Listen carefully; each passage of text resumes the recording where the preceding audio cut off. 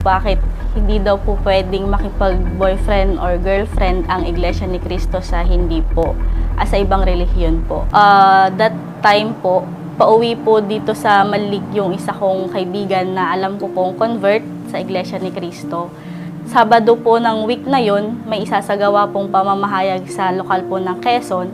Inimbitahan po niya ako. Sumama naman po ako at saktong-sakto po yung leksyon, yun nga po, yung pagbabawal sa pagkain ng dugo at pagbabawal po sa pakikipagtipan sa hindi Iglesia ni Cristo.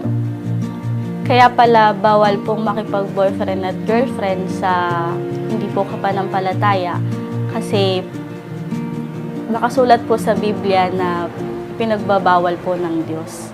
Pagkatapos po nung pamamahayag, nag-decide po ako na makikinig po ng mga doktrina.